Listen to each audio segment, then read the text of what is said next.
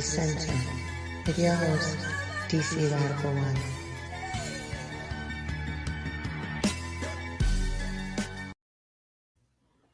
Greetings, Black family, and welcome to On the Wake Up Radio.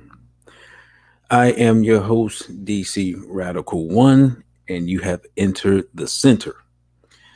Shout out to our wonderful producer, Cindy Ashby. You can check us out on SoundCloud, YouTube, iTunes, Podcast, Google Play, Stitcher, Spotify, iHeartRadio, and now OTW2, as well as on thewakeupradio.com. Greetings to Brother Patrick. Peace and Black power to you, brother. Greetings to Sister Vanessa. Greetings to Lord Vale, who is out of town, relaxing, enjoying himself. I saw his Instagram post. He said he can't stay. I already know.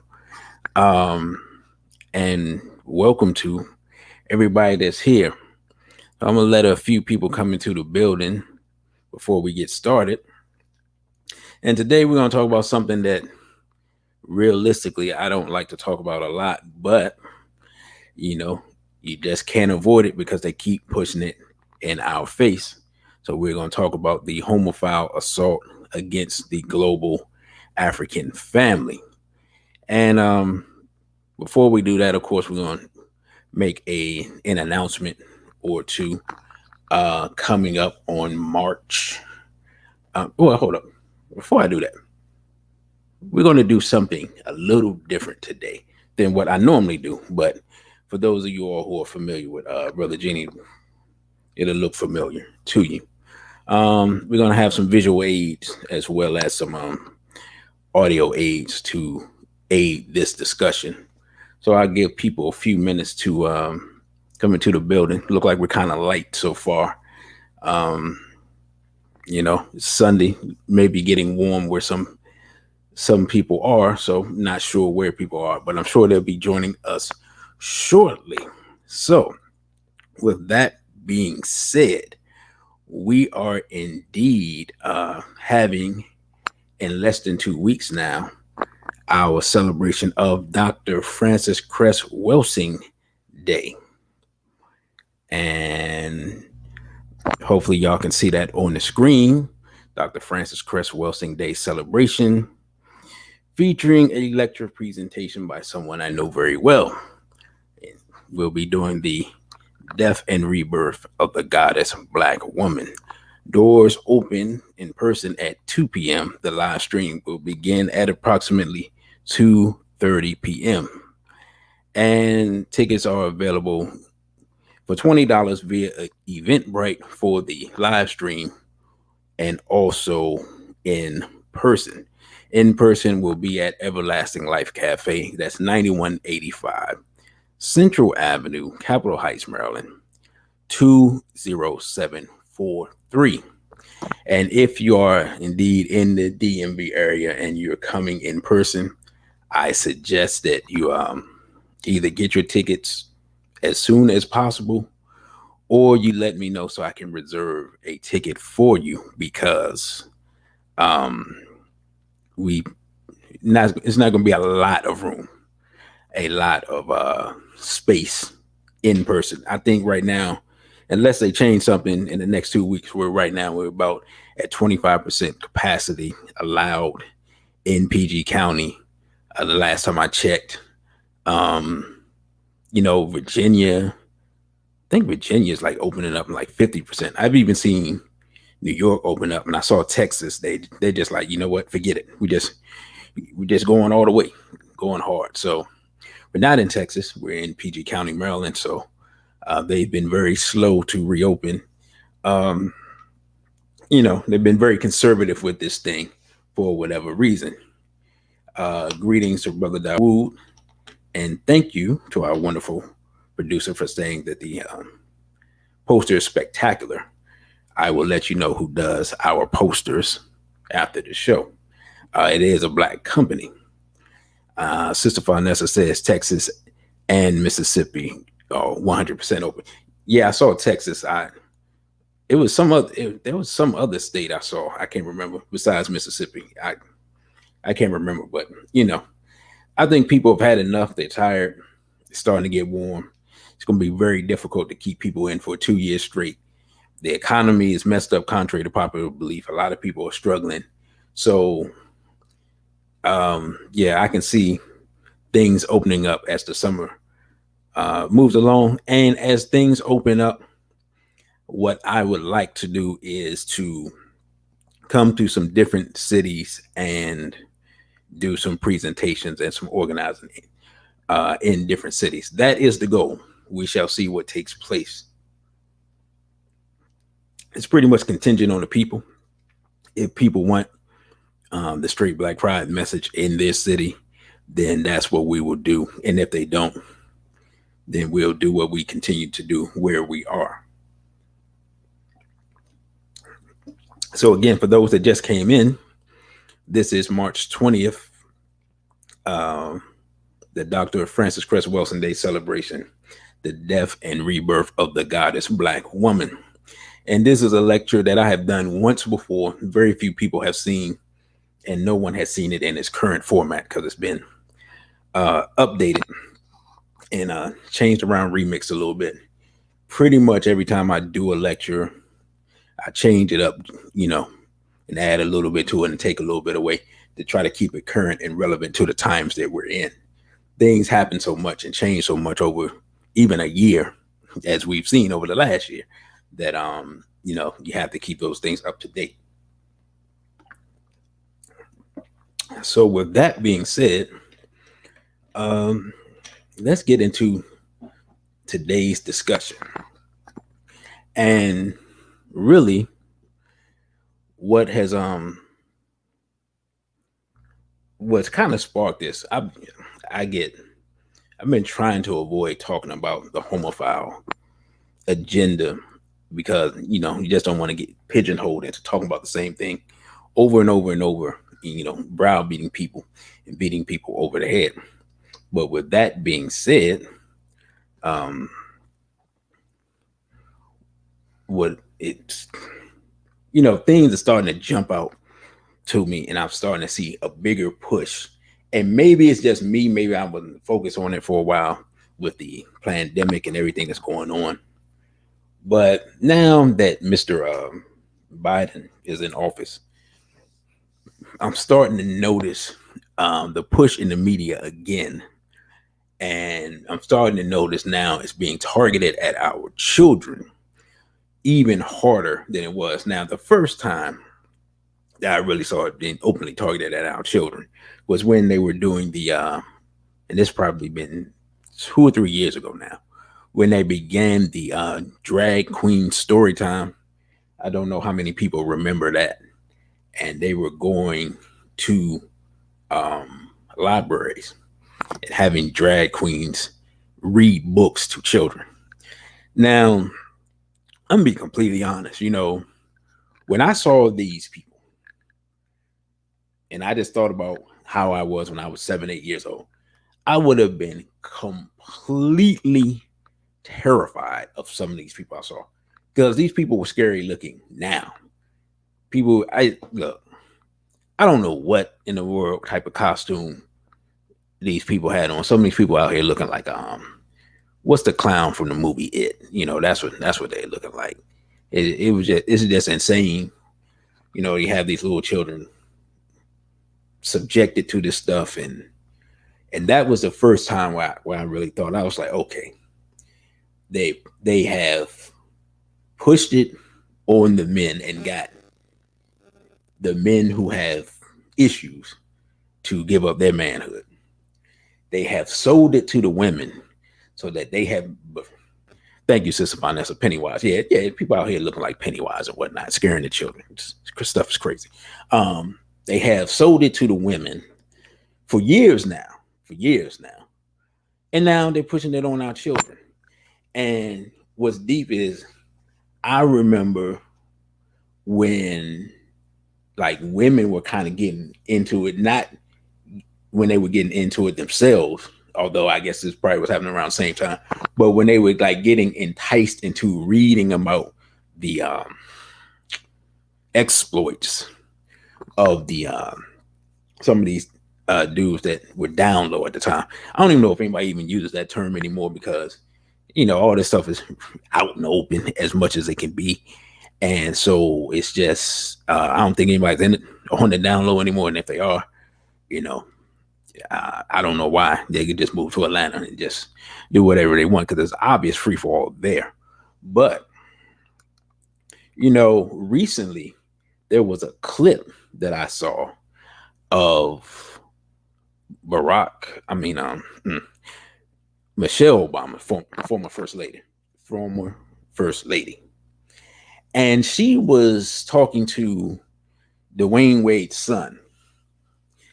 And I was just sitting there and I just really, it's not that I couldn't believe it, but I just found it so disturbing that she was, and it's not surprising because I look, if you ever seen Brother Jeannie's Dear Obama lecture, if you know, you know what I'm saying? That's all I'm gonna say. If you haven't seen that lecture, you might want to get it, just for history's sake, and it'll show you. And of course, we're living in the age where Joe Biden had he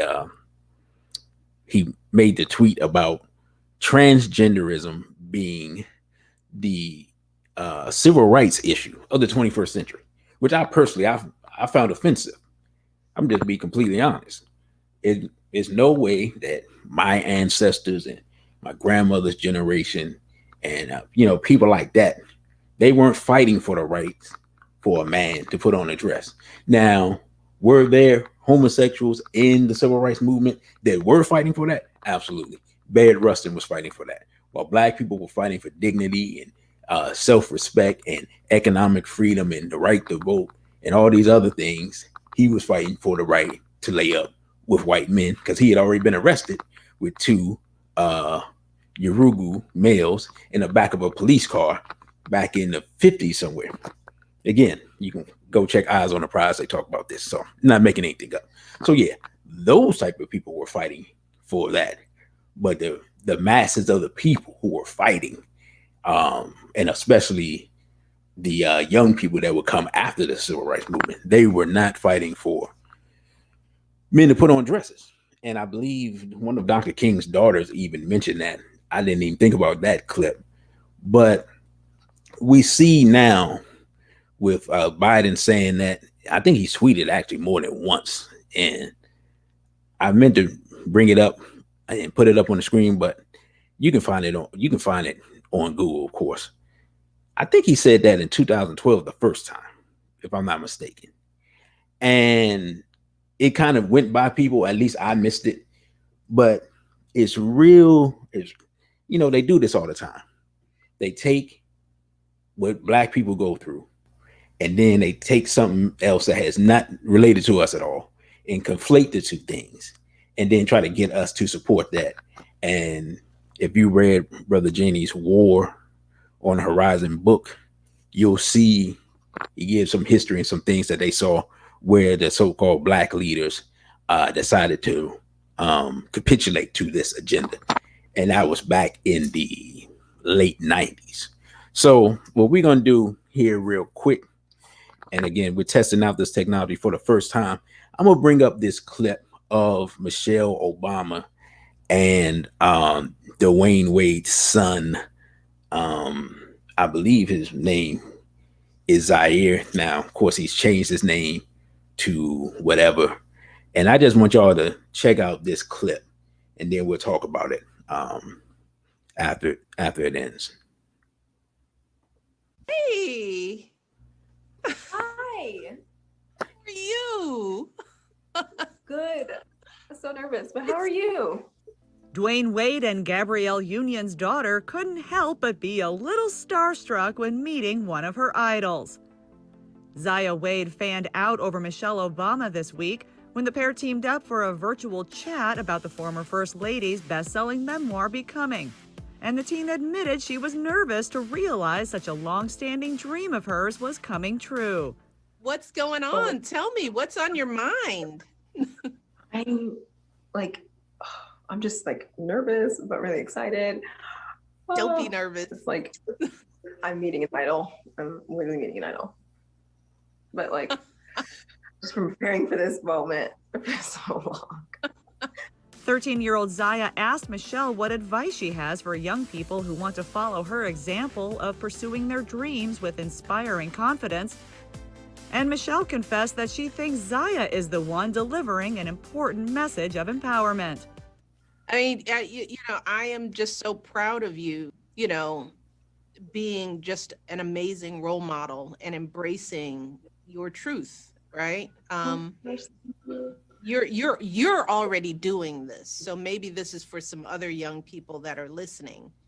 I feel. But let me just say, it does take time to know what your self is, for young people. So my first piece of advice is be patient with yourself.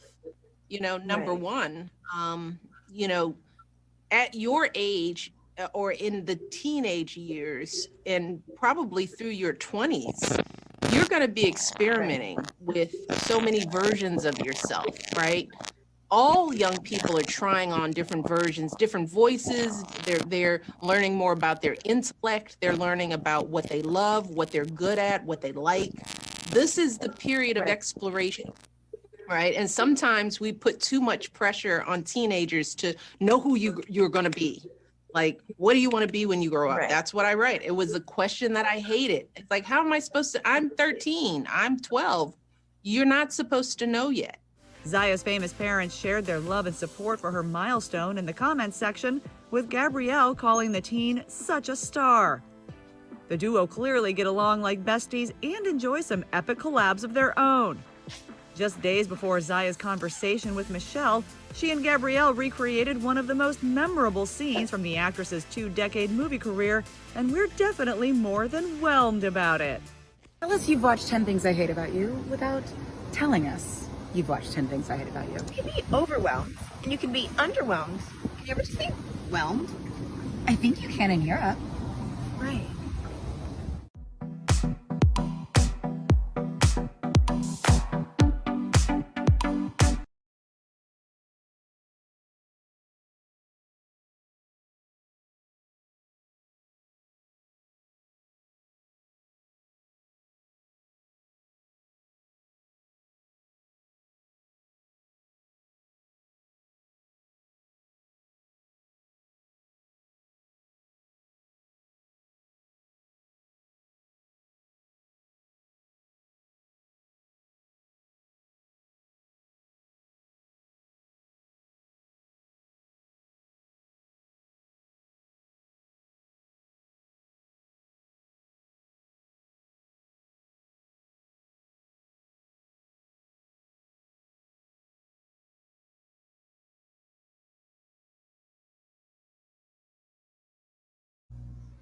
So,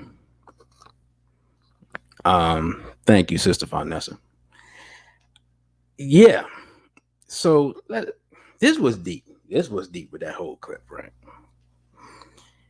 It's real interesting that if you listen to what Michelle Obama said, she said, yeah, at this age, people explore and they get to know themselves, and they're going to be different versions of themselves and so forth and so on, all that, right? If this is the case, why would you allow a child, because this has been going on for like 2 or 3 years now, why would you allow a child that has never explored their masculine side, you allow them to attempt to become a girl when they've never finished being a boy?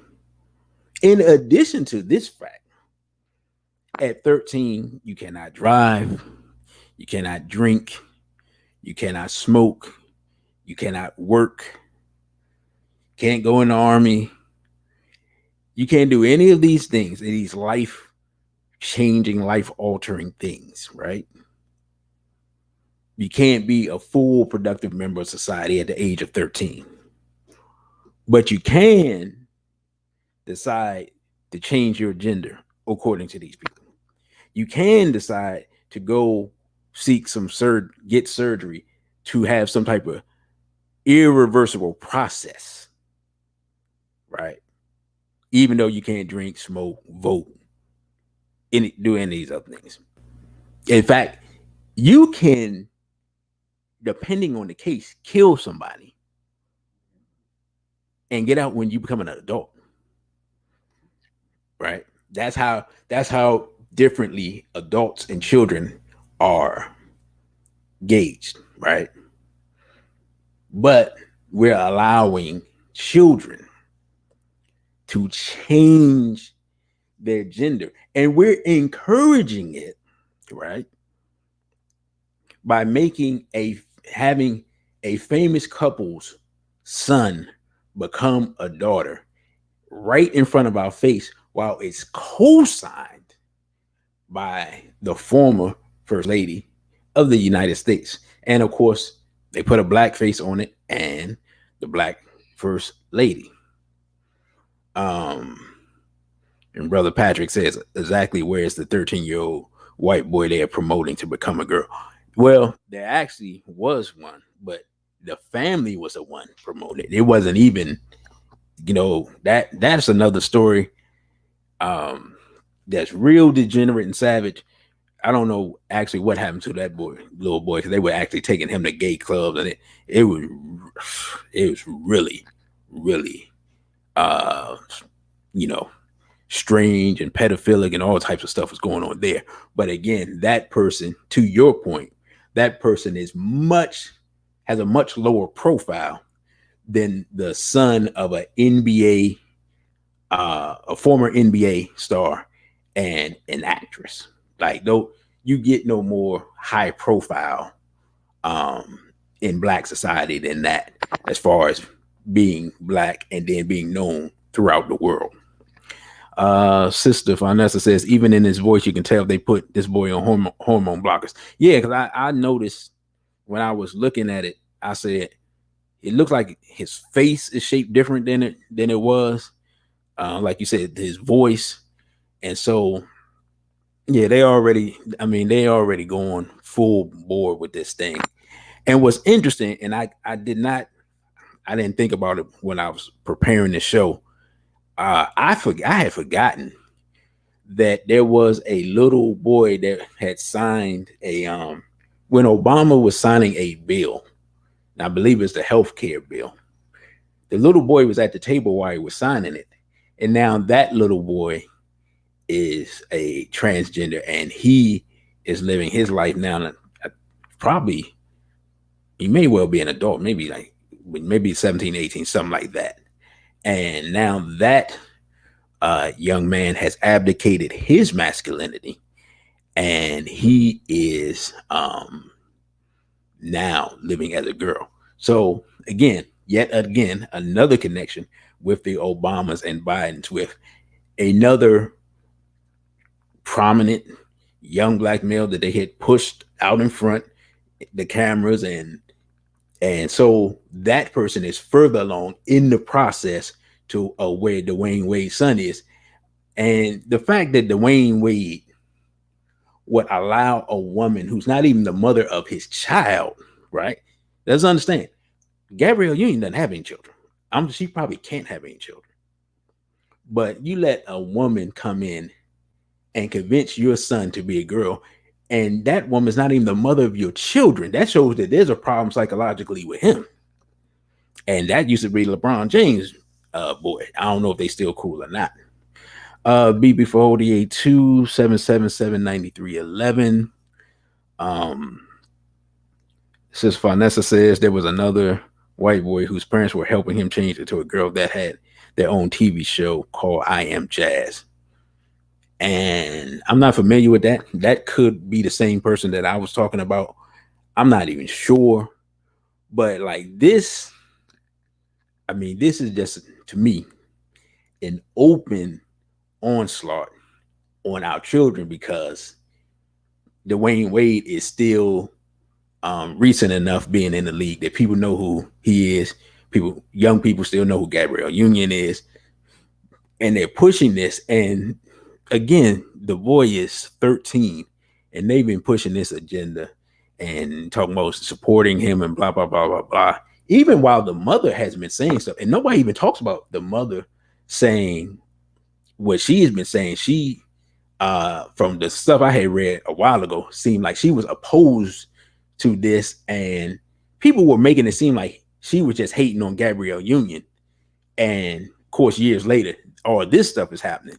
And now it makes you want to go back and revisit and see what was really going on to make the mother be opposed to Gabrielle Union being around her children. Because again, these are that woman's children.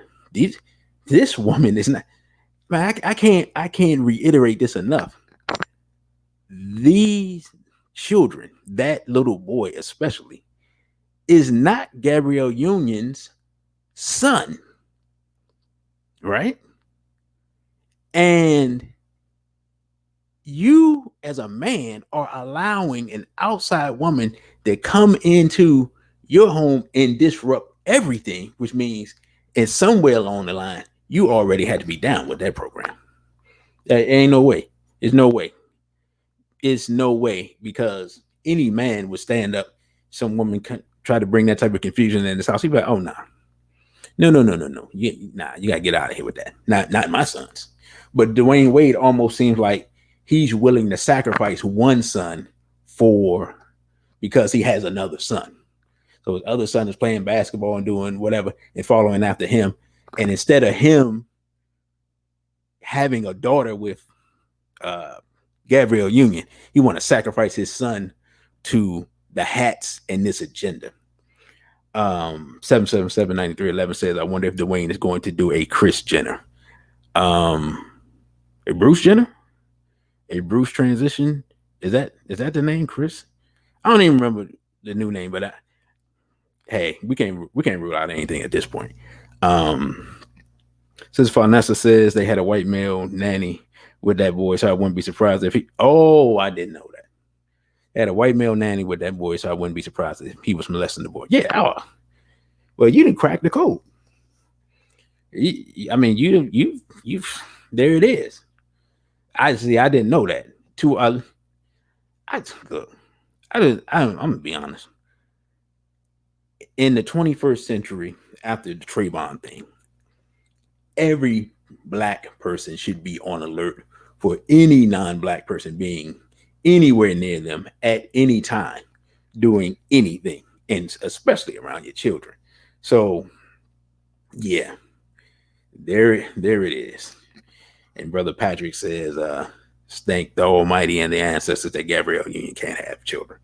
Yeah, because she's destroying enough lives as is. And so maybe the ancestors knew what was going to take place with her.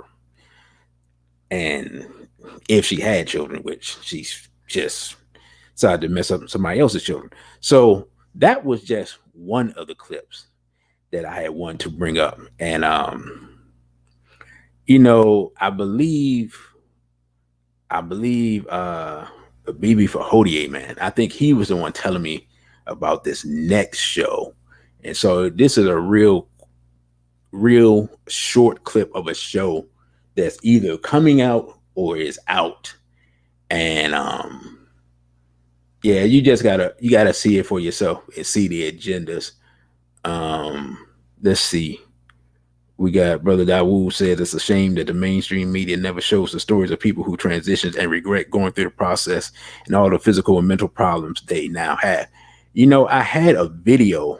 I've seen a video of that, but the clip wasn't short enough. But that is a story that they do never tell, and it's a lot of people. It was a special on YouTube on that. I don't know where it originally came from, but you're right. They never talk about that. And No, who I don't know who that is. Seems like the new person says Dwyane Wade and Gabrielle Union have a daughter together. Oh, okay, I didn't know that. I did not know that. Concerned for all the children. Imagine how the older son feels as a young man.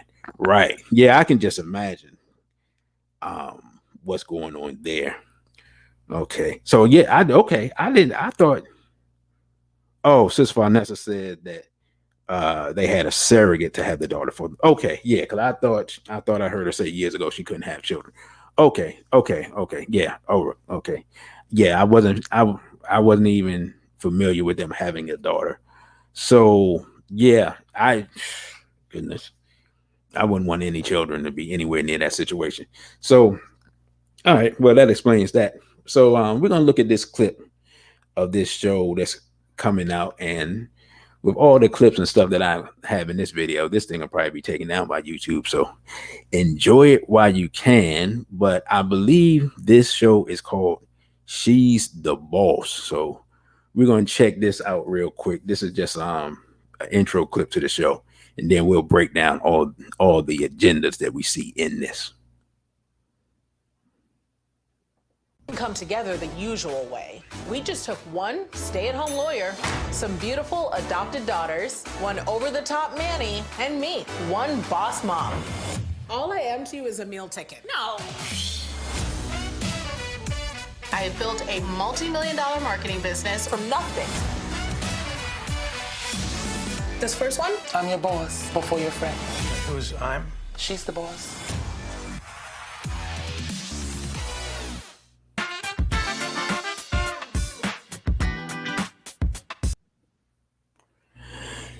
Yeah, so that's a new show brought to you by USA Network. She's the Boss. So let's talk about all the things that we saw in She's the Boss, right? So we have what? Miscegenation. We have a black woman with a Yoruba male who himself doesn't look very masculine. The sister, she comes off very masculine. She has a nanny who's a black male who's extremely feminine. Then she's adopted two daughters. So her daughters get to go up and see this complete lack of masculinity anywhere in the home, except within their own mother. And then one of the daughters look like she's a teenager. So I can just imagine her attempting to bring someone into that home, how that's going to work. So this is again, who did they put up here? Now, last time we had a black couple. Now we have a black woman with Yorugu, and then a black male who's not a man. And I mean, it's so much of the stuff that straight black pride has talked about and stood against for so long, all literally wrapped up in one show. That literally, I mean, all we can sit around and say is, "I told you so." Like, it's everything that we've been talking about for years since Straight Black Pride has been founded, that Brother Jenny was talking about before Straight Black Pride. And I mean, they just full on with the psychological warfare and pushing this agenda down our throat. And I mean, you know, it's just out there now. They're not pretending, they're not hiding. As usual, there's always black people who are willing to be a part of this stuff. And oh, so it's fun that you said something that didn't make it. Hey, they probably won't like this whole show by the time this is over. But yeah, I mean, they're just pushing it right down black people's throats. And for the most part, they seem to be targeting the women and the children, because this is a type of show that no brother is really gonna sit here and look at this, right? But this type of show that you, as a man, you'll be in the other room and you'll be watching NBA or, you know, on your computer, PlayStation 5 or whatever you be doing, and your woman will be in here kiki and then laughing it up with this, and you be like, what's so funny? Then you come in and see that on you, and then now y'all got an argument because you be like, nah, you got to turn that off, man. Brother Patrick says the small hats are at it again with this crappy show. Yeah, this, I mean, the hats do what hats do. Sister Vanessa says they're using immigrants to harm us. I mean, they don't have to. There's plenty of coons in our community. Whoever first one to take the money. So I mean, like I said, we've been having people sell out for a long time. We already talked about Judas and the Black Messiah. So, and the whole Malcolm X situation. Those people were from here. But one thing they do, the biggest they seem to import the biggest white people worshiping Negroes here first. Now, there's some people that come here, they don't know. And if you teach them, then they be like, oh, wow, I didn't know y'all went through that.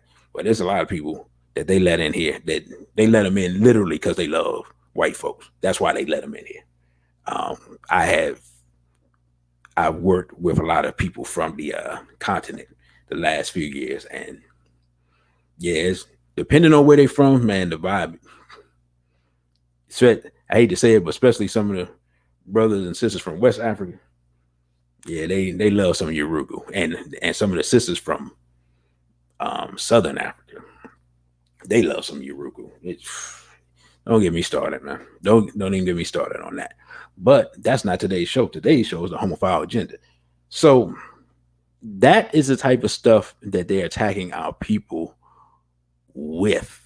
And this is the type of stuff that's going on in the media. But y'all already know it gets worse than this. Now, those clips are bad, but I got one more clip that I saw this and I was just like, I had a headache. And since I had a headache and I had to go through it and I had to look at it, that means that you all have to go through it and you have to look at it. I'm not even going to set up the clip. I'm just going to let the clip run. And then we'll talk about this insanity after the clip runs.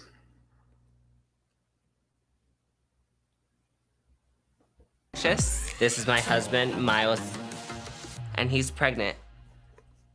Popped. The masculine version of pregnant. We're having a baby. Oh, wow.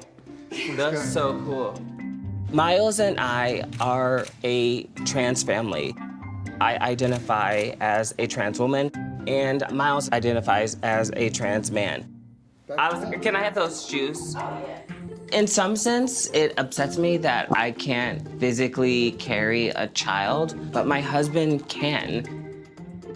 I think Miles is handsome in this state, and he's glowing, and... It's a very masculine glow, though. It's a very masculine glow. Good morning, love. I'm starving. Are you starving? Yeah. And you know what my go-to is? You want that soul food. I need my soul food. I need some macaroni and cheese. I need some yams. I need some cornbread. That's what the baby wants. It's not me. It's the baby. Miles and I have literally switched. I think we should have some eggs. Let's have some Precious, toast. I'm pregnant. Order the food. Thank you. Normally, I'm the diva of the relationship and Miles caters to my every whim. So I'm glad to play vice versa. Oh, here. I was gonna, this entire 9 months, the second we found out I was pregnant, I was like, oh, I'm about to live this up. When are we gonna have the conversation with our kid about us being trans? No, from the time that she's born, we're gonna expose her to diversity and let her know that families come in all shapes and sizes. So by the time that she can understand that her parents are trans, it's something that she can be proud of. I knew very early on that I was different. I was my parents' beautiful little girl, but I had an older brother and I felt like I was just like him, but I knew that my body looked a lot different from his body, and I didn't understand that. I actually came out in 1986 when I was 5 years old, and I didn't even come out as trans because that wasn't even a part of me or my family's vocabulary. I just told my parents I felt more comfortable dressing masculine and even being referred to in masculine pronouns. Instantly, they started like reading books on what was going on with this, and they just loved and nurtured me through the whole thing. In my 20s, I did start taking testosterone to be able to grow facial hair, but the things that it did to me psychologically, I mean, it just everything aligned.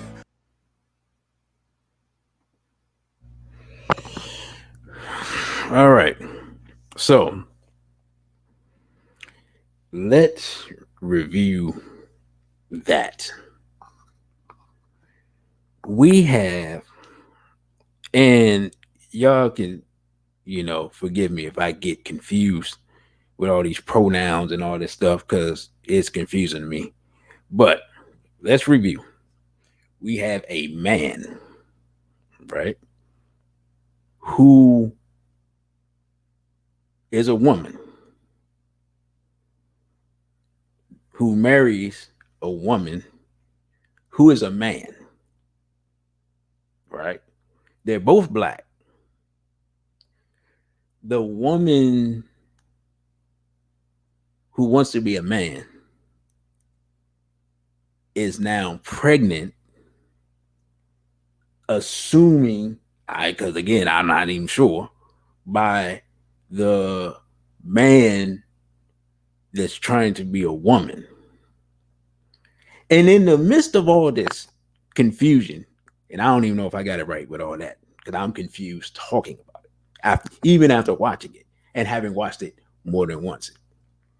What was deep is, right, they set up here with this woman taking hormones as a man. Greetings to Unique One Express and greetings to Sister Misty.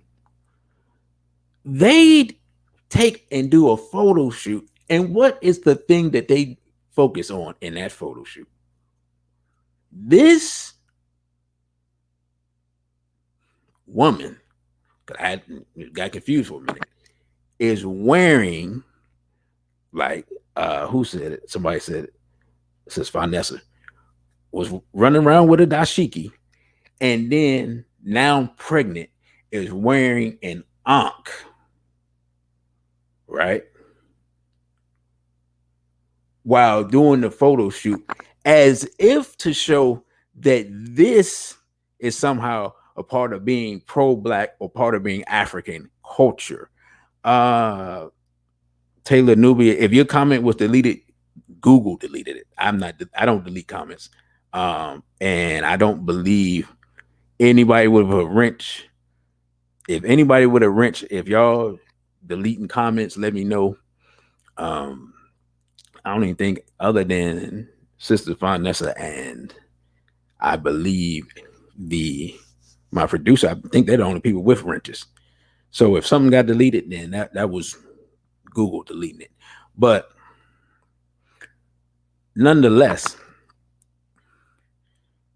okay, well, if they're deleting comments, then they're gonna have a good old time with this show. Yeah, this one won't be up long if that's the case, because I've never had comments deleted. No one has mentioned deleting comments before, and I don't believe anybody is doing it here, so it's coming on their end.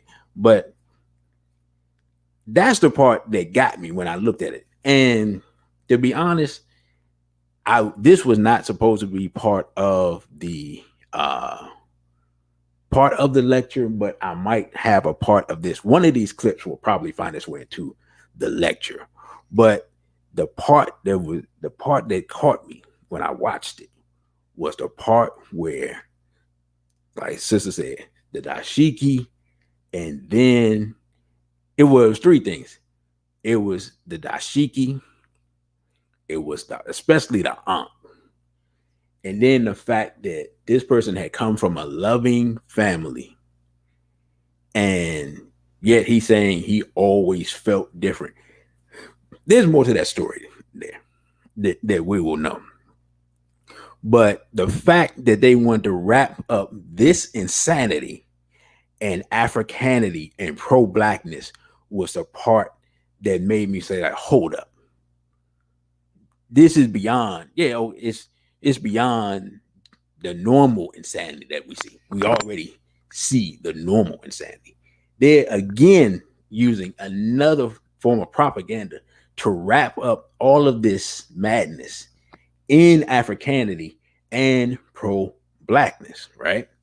And that's the part that's dangerous, because what they're trying to do is to get our children to identify that insanity with Africanity and with Africanness and pro-blackness and loving your people.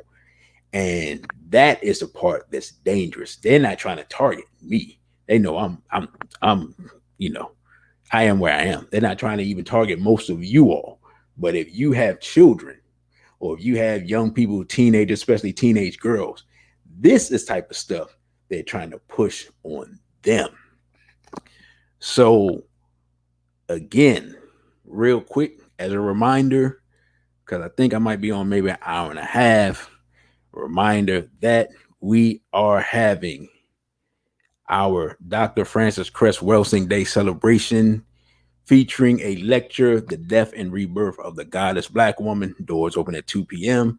Live streaming begins at 2:30. Tickets are $20 in person and live stream. Tickets are available via Eventbrite. If you're in the DC area or you want to come down, going to be at Everlasting Life Cafe, 98. I don't know why I want to mess this up. 15 Central Avenue, Capitol Heights, Maryland, 20743. And that is March 20th, Saturday. So that's less than 2 weeks away. If you're in the DMV area, you want to get your tickets as soon as possible.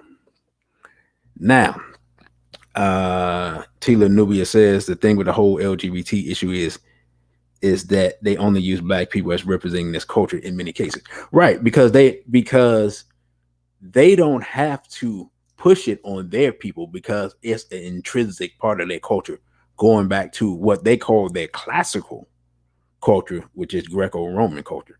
They don't have to try to convince them. They have to try to convince our children, because they're not even trying to convince us. They've gone past trying to convince us and they're going directly to our children.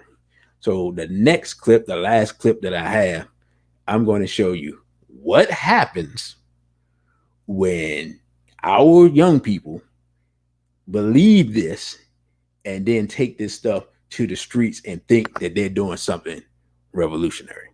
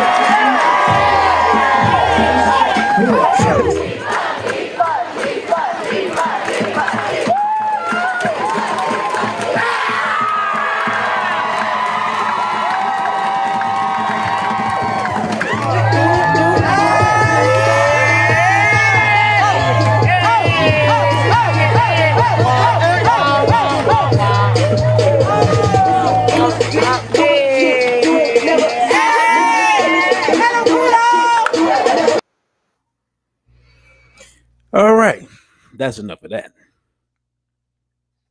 Now, here's the context.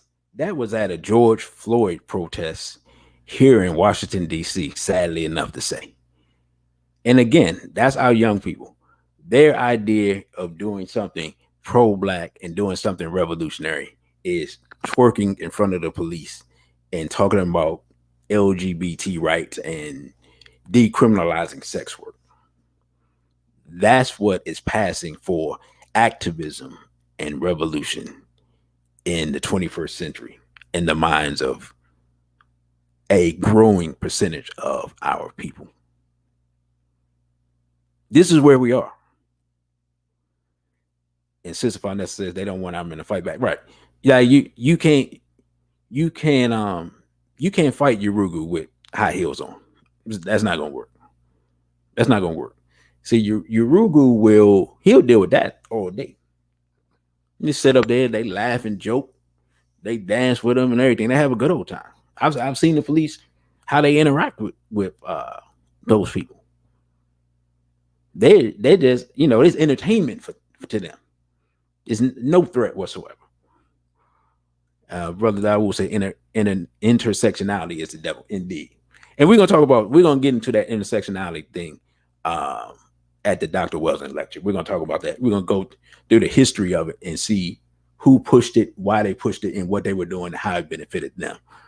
And Tila Nubia says, have you noticed all the music videos now with the so-called female rappers are displaying things geared for children, such as dolls, rocking horses, etc.?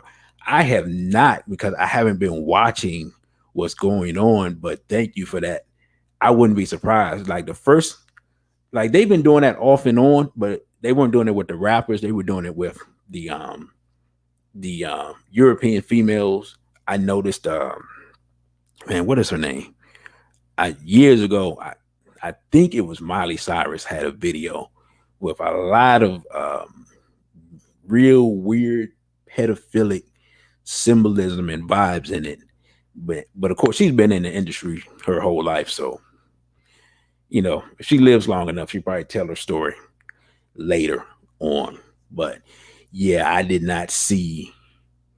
have not seen the latest videos with Cardi B or Nicki Minaj or whoever else may be doing what you're talking about. And sister says Cardi B is coming out with dolls. Oh, again, it's targeting our children. If your daughter wants to imitate Cardi B and looks up to Cardi B, that's only setting her up for what Cardi B was, which was what they euphemistically call, and I'll use the term here, so we can at least try to avoid 10 strikes on this thing. We probably got 9. What they euphemistically call sex workers. That's, people forget that's what Cardi B was. So now she's a rapping sex worker in essence. That the spirit of that she's brought to her entertainment career. And I have no doubt that's what one of the reasons why she's so famous, why she's so popular, why she, getting interviewed by, didn't she get interviewed by Biden? Interviewed by Biden, talking about supposedly talking about black issues. There's no black people nowhere near her and her family. I've seen pictures of her whole family. It just, boggles my mind that they just roll these people out in front of us and have them speak for us. And sister says, if you can stomach it, watch the new videos put out by Nicki Minaj and Megan Thee Stallion. Are they are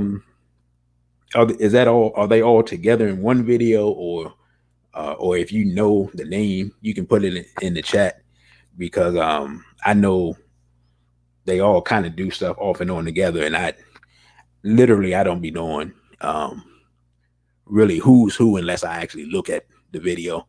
I actually do have one of their older videos, two of their older videos in the lecture, which means you probably had to send your children out of the room. I actually don't know how I'm gonna do that now that I think about it, because I got to talk to Dr. Baruch. Maybe I can get the edited versions. But I wanted to show one of the videos to show people this is what is going on. This is what our young people, especially now our daughters, are looking up to. I mean, they've taken the little Kim thing and run completely off the field with that. The stuff I see now is like, it's insane.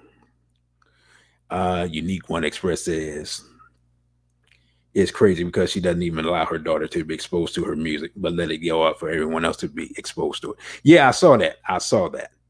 I did see her, the clip of her turning off the song when her daughter came in the room or whatever. She was doing some type of live.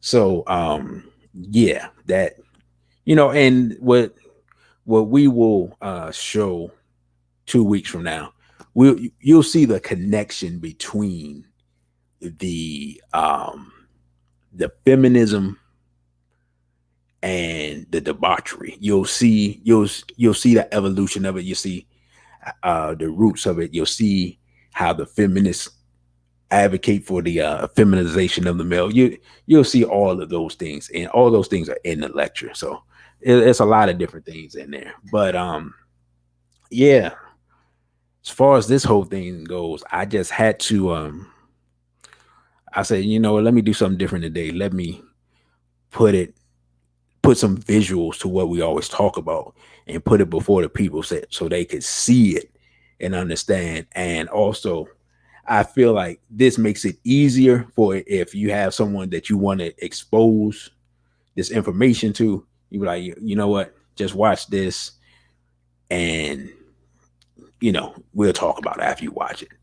Because it is, things are getting to the point where we may have to just quarantine ourselves and our children while we're here, and or begin making moves elsewhere. 7779311 says a popular podcast that helps perpetuate this Yoruba culture is called The Read, with gay male comedian Kid Fury and his lesbian sidekick. Oh, okay. I have no idea who any of those people are you just said, which is, and that's the point, because that type of stuff is done when it's for young people. As an adult, it just misses you altogether. And the sister says, ironically, he is Jamaican. I'm hearing more and more about Jamaican homosexuals here, and I'm assuming that person's here in the U.S. And I'm wondering, are they being run out of Jamaica, or what's going on there, or is that culture spreading there in Jamaica? I'm not sure.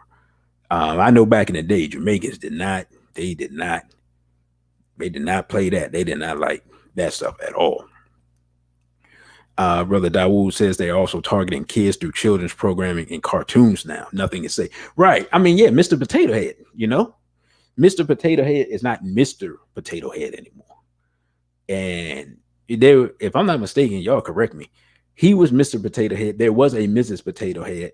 So what's the point of emasculating Mr. Potato Head? You know what I'm saying? It just goes to show how they are trying to remove every form of masculinity and every bit of and stir up as much gender confusion as possible. I never thought I'd see the day where they would just mess with Mr. Potato Head. I didn't even know they were still making them, but they didn't, neutered the man after 50 years or whatever, so Mr. Potato Head is now a part of American history, and no longer a part of pop culture that we all grew up with. So that just goes to show anybody at this point, anybody who says there's no agenda, you can't look at all of these things being pushed, not just in the Black community, but it's targeted at us specifically, but in American society overall.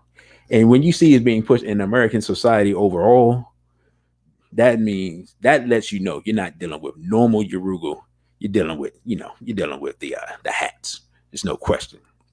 So, by the way, don't forget, follow me on Instagram at dc.radical, the numeral 1, at Twitter at dc_radical_ONE. Of course, this is the YouTube page you're here, and the email dc.radical_1 at protonmail.com. And also, if you want to support financially, you can hit the Cash App $ DC Radical 1, all capitals. And Sister Farnessa says now they're trying to cancel Pepe Le Pew for promoting rape culture. You want to know what's funny? I'm surprised they didn't do that a long time ago.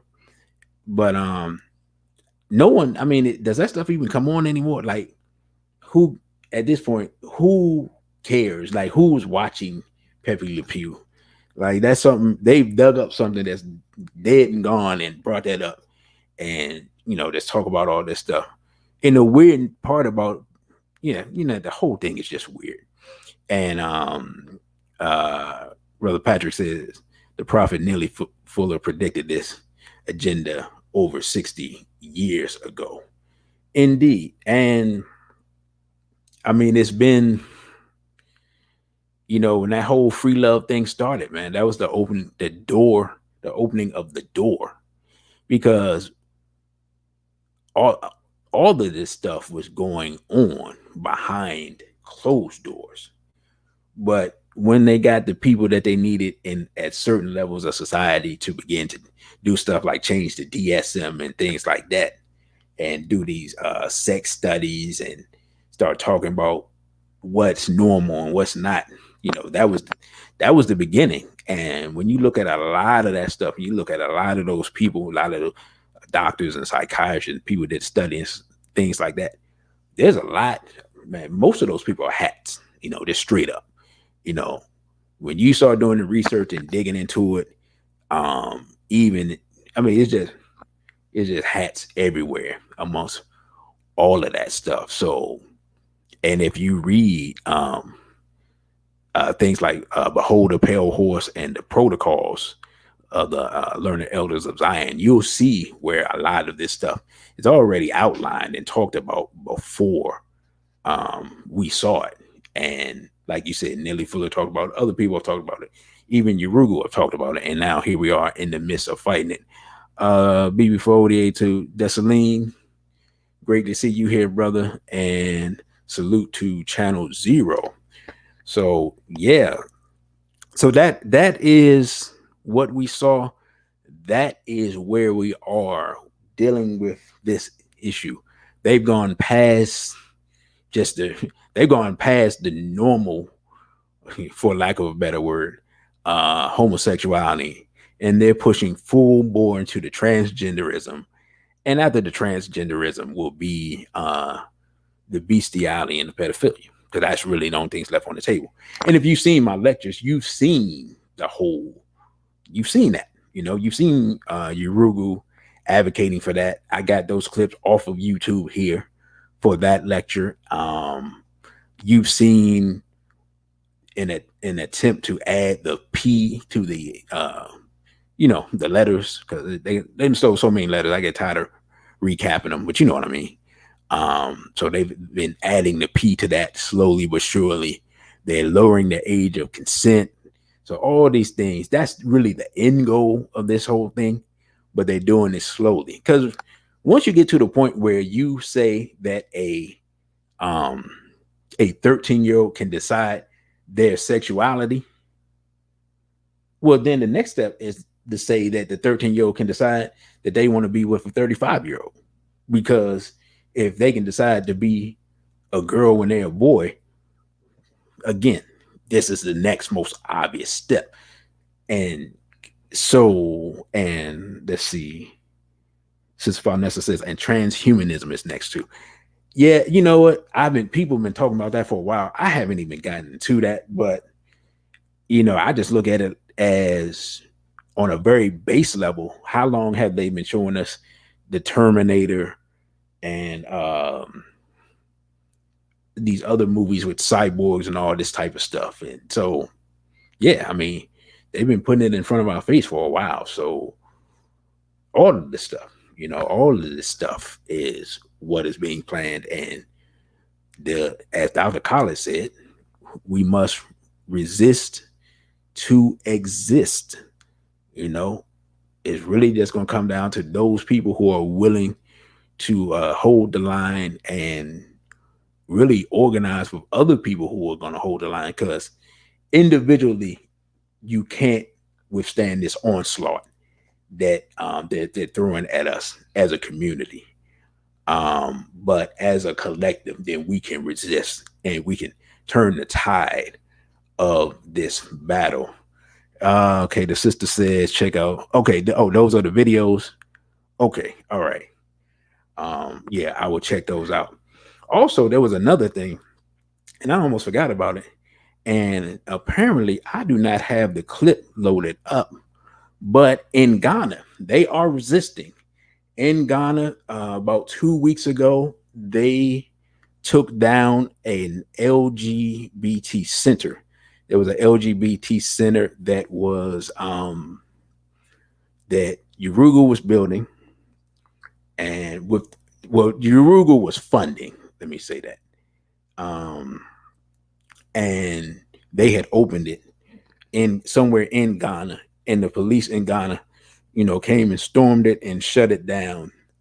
And I had a clip for that. So what I'm going to do is I'm going to try to find this clip, and I'm going to play that. So at least I can leave, before I leave y'all, we'll have some good news where we will see at least some people somewhere resisting this homophile assault, because they're not just bringing it here, but they're bringing it to our people on the continent. And of course, if you know that the European, their population is going down, really seemingly at an increasing rate, and really the only place on earth where the population of people is really going up at a high rate is on the continent itself. And so they have decided that it's time to do something about that. So if I can find this clip, then we will load it up.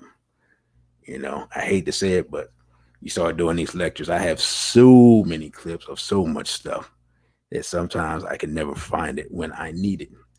And Brother Dawood says transhumanism, you see the term Furies. Okay. Before I do that, is my computer going to blow up when I look that stuff up, brother? Let me know. Because I'm not going to lie. Some of the stuff I research, sometimes my computer is like, no, I'm not going there. It's just there's so much insanity going on that you can't even, sometimes it's just like, ooh, I don't want to go there. I don't want to see that. And sister, well, I believe it's a sister, says, is it Furies or Furries? Okay. And let's see. And I missed Tila Nubia says, why would a woman refer to herself as a stallion? Right. Yeah. People have mentioned that for a while. And the sister said in many cases it's becoming worse on the continent. Yeah, depending on where you are. Like Azania's been overrun a long time ago. Azania's been overrun. And Sister Nina, greetings to you, Sister Nina, is saying mainstream media TV is already prepping us for bestiality. And I wouldn't doubt that. So let me see if I can. Let me see if I can load this clip up, and we'll see if this is the right clip. And this would be the clip dealing with Ghana. So let me see if this loads up real quick.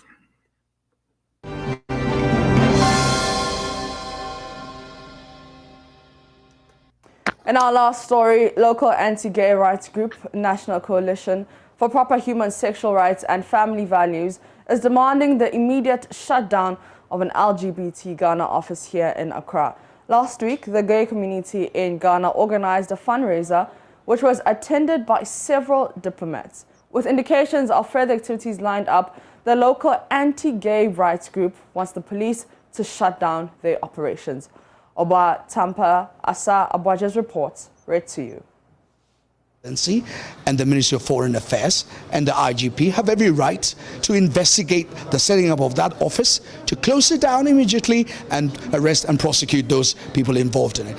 That is Moses Fo Amwining, the Executive Secretary of the National Coalition for Proper Human Sexual Rights and Family Values. The coalition says it is incensed about the growing activities of the LGBT community in Ghana. He says a recent fundraising ceremony by the LGBT community prompted the coalition to call the attention of Ghana police. He argued gay rights are not part of the human rights laws in Ghana, adding LGBT activities are against Ghana's culture. The argument that is often made is that it is part of our human rights law.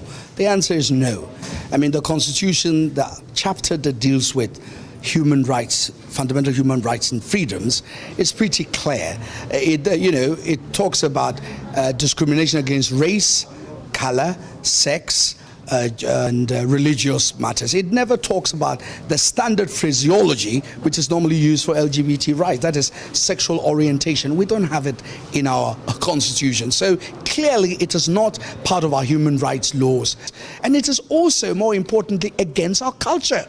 If you look at the Directive Principles of State Policy, Article 34 and Article 39, 1 and 2, our cultural rights are guaranteed. Gay rights remain a topical issue in Ghana. In 2018, President Akufo-Addo said Ghana was not ready for legislation of gay rights.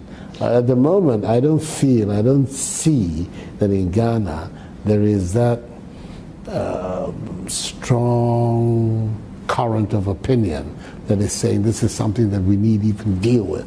The National Coalition for Proper Human Sexual Rights and Family Values is calling on law to ban gay rights in Ghana. And we will put the appropriate petitions before Parliament for the immediate passage of a comprehensive legislation so that we can define what L means, lesbianism, G, gay, bisexual, transgender, queer, and intersex. These are very technical things. They're adding all sorts of things to it.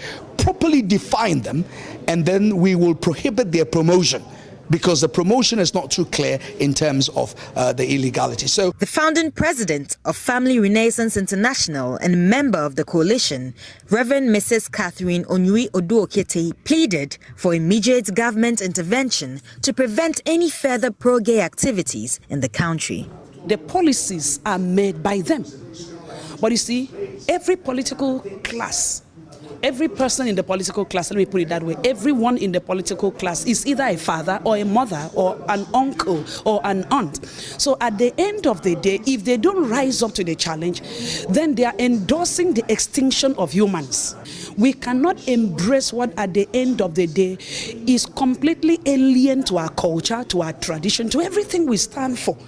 And we who are doing this, we cannot append signature on what will bring about the necessary changes. So I am pleading with all the politicians, all the people in the political leadership, please rise up. Obatampa Asa Abuaje's report for Joy News.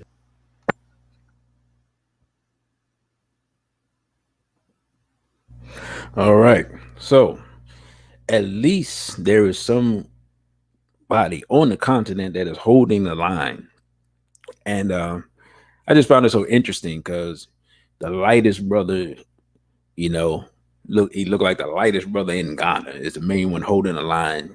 And he's like, no, get this stuff out of here. This is not part of our culture. And that's the most important part of what he said. Salute to that coalition and all the members, and including the brother and the sister. I didn't get everybody's name, but the most important part of what he said is that this is not a part of our culture. And then the sister said this is against everything that we stand for. So it's important that they said it's not a part of our culture. It's not a part of African culture, and it's not a part of our traditions. It's important, that they said that as opposed to going to the religious argument, because the religion is not part of their culture either. So if you make the religious argument, people can say, well, you got the religion from Urugu, and that's why you're against it. But when you state, no, this is part of our culture, that our culture is black man, black woman, black child, not all of these letters and alphabets and stuff that we don't even understand what it is. So we have to write legislation because we don't even have this stuff. That was the most important part, and they're taking the right approach to deal with this. Now, the question is going to become, will Ghana come under assault by the United States and the Biden administration for resisting what is taking place with this push of the agenda? And if you look up the pictures and the articles, what you'll see is, like I believe Sister Farnessa that said, look at all the Urugu. You'll see the Urugu there up close, and they're really the ones that are funding it. So when he said they were having a fundraiser, the money was put up by Urugu. So, I mean, we shouldn't be surprised what's going on there.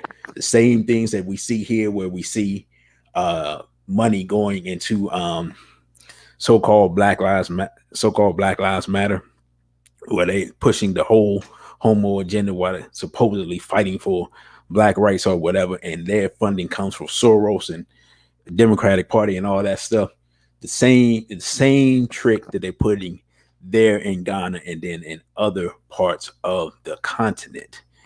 Brother Dessalines says applause. Brother Elijah says salute to Ghana for standing for what's right. And Sister Nina says pay attention to the commercials. They have more dogs in commercials that have absolutely nothing to do with the product they're selling or promote. Yeah, well, because that as far as the dog thing, that's you saw my lecture. I mean, that's just part of European female culture. They just taking the lid off and putting it before the world. Sister Farnessa says, I'm also glad that they acknowledge that lifestyle is promoting anti-life. Indeed. And yeah, that was important too. She made a very important point. In fact, it would have been better if she didn't even say human beings, if she had said African people. But yeah, that point was important. BB for ODA to Brother Kevin Austin. So yeah, brothers and sisters, I just felt like I hadn't talked about the homophile assault in a long time. And it just felt like to me, right, wrong, or indifferent, that was becoming more the forefront again with Biden's tweets resurfacing. And then this whole thing that we saw earlier with Dwyane Wade's son, is obvious now that they're going to ramp up this assault, not only here in America, but on Black people on the continent, especially, and around the world, because Africa has the youngest population. They have the most young people, and realistically, just from sheer numbers, that the economies are growing, like everything is pointing towards Africa as the future, and they have to push these different agendas and do these different things. This, whatever's in this vaccine, all this stuff, they have to try to slow down the rapid rise of Africa, because if Africa becomes a world power, that's it.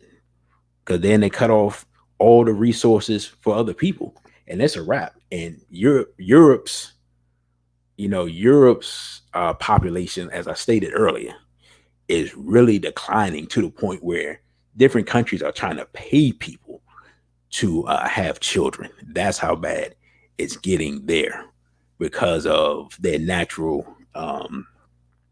their cultural, what's the word I'm looking for?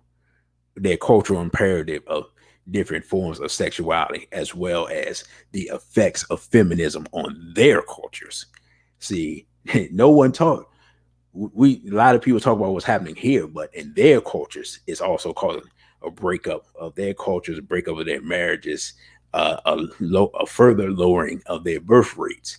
And so now the goal is to get us in the same boat to slow down our population growth.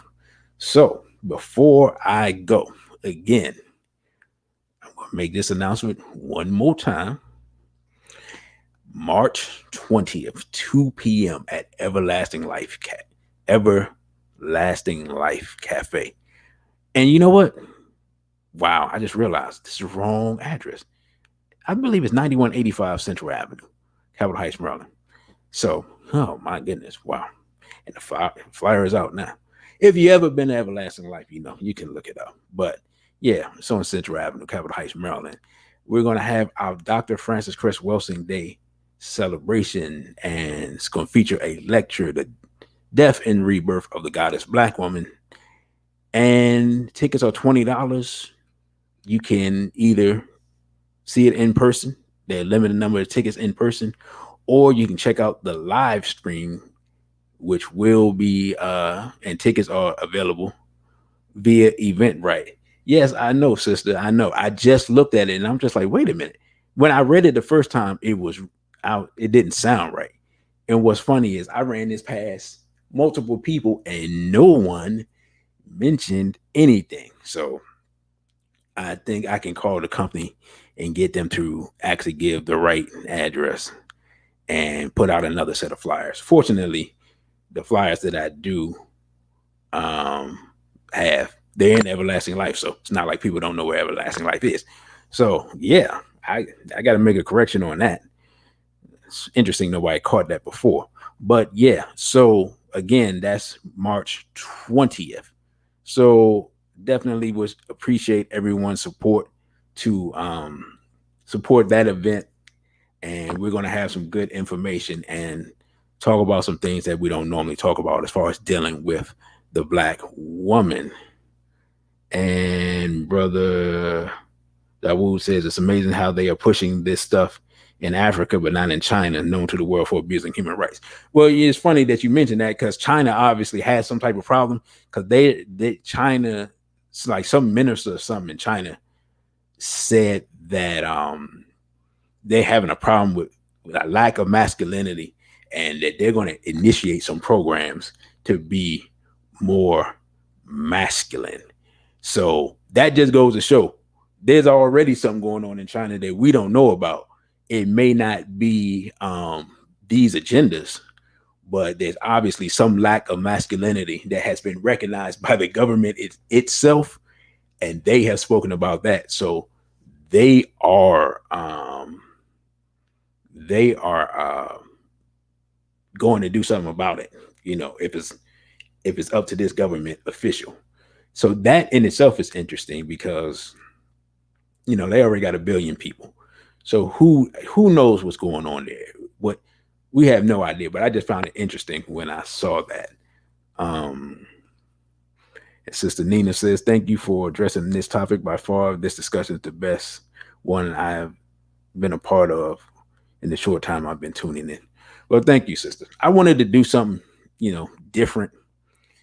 And I did, to be completely honest, I didn't want the technology to do visual stuff. That what technology I was using, it wasn't available the whole time I've been streaming. But 2, I didn't want to because Brother Jenny, he does this was his old format, and I didn't want to like do an imitation genie or a genie like.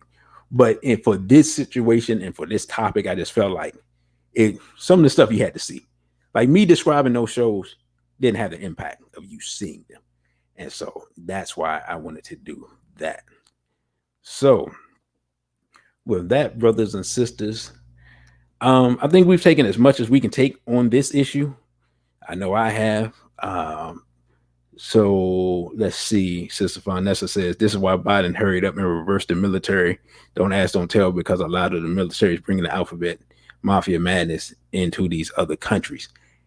Yeah, the military, they're always bringing all types of things to other countries. So Mr. Trump, he had rolled back a lot of that stuff, and now that Mr. Biden is there, they're rolling it back out.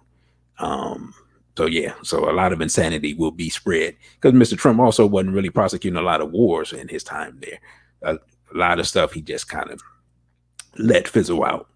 So we're going to see more wars. We're going to see more of what you just talked about, and more insanity in the time upcoming. So we know what we're facing. We know what we're up against, and we know that, as Dr. Collins said, and I'm gonna say it again, we must resist to exist.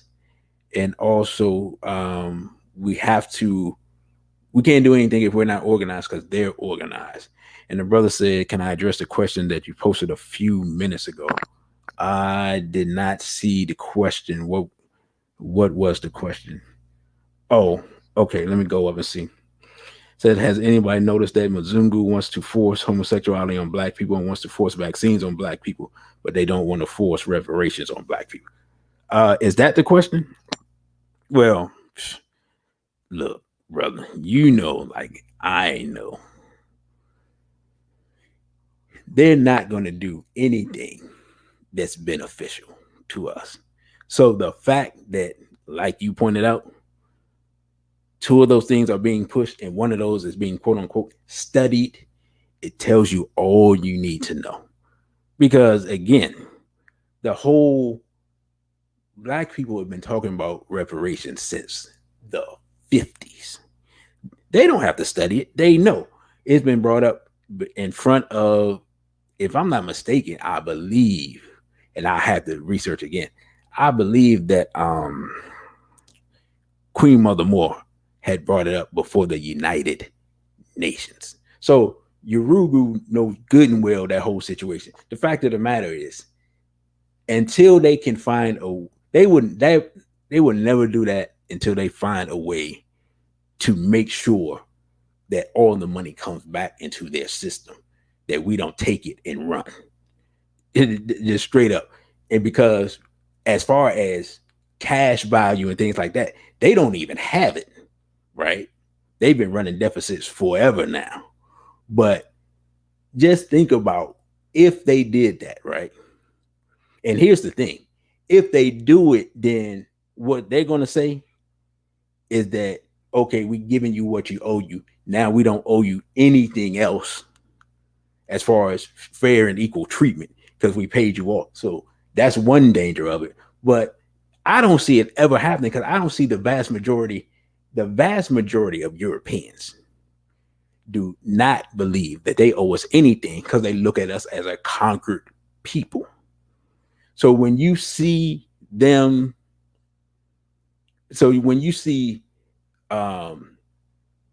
some of them willing to talk about it, that's just to kick the can down the road and to keep Black people quiet so that the vast majority of Black people won't get like we are and say, hold up, the Democrats and the Republicans are the same side or the different sides of the same coin, or two heads of the same snake, same two-headed snake. You know what I'm saying? So, brother, that's what that, you know what I'm saying? Of course, I advocate for Black people to get what I advocate for Black people to get is not just the money, but money, land, resources, and of course, what Dr. Bobby E. Wright said, blood debts have to be repaid in blood, you know? And so while they're doing whatever they're doing and deciding and debating, we still have to organize and build up ourselves to the point where you get to the point where they have no choice. But you can't do that unless you're organized. So hopefully that answered your question, brother. And with that, I'm going to close out this show. I thank everybody for coming in. I thank everybody for listening. I thank everybody for contributing. I thank everybody for supporting. I thank everyone that's already bought a ticket.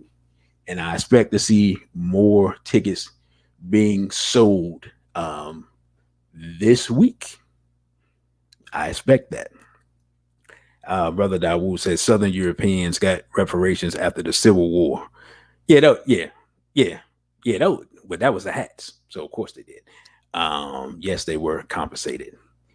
And Sister Vanessa says Black males can't do it in stilettos. Absolutely not. You're gonna turn your ankle. It's hard. You know, you got to have some serious skill. You fighting in some stilettos. So with that, brothers and sisters, I thank you all for listening. Again, Dr. Wells and Day, March 20th. And I will probably be back next Sunday. And also, don't forget to check out the old shows if you haven't seen it. They're going up one a day at 8:00 at night. So if you haven't seen those, check those out. They're going up on the YouTube page, one of those a day. And then what I'll probably be doing is after this lecture and after I take some time off, then I'll start doing some cutting some short form videos, maybe 10, 15 minutes, and just talk about some things that are going on. So again, thank you all. With that, I say a BB for Hodie and straight Black pride.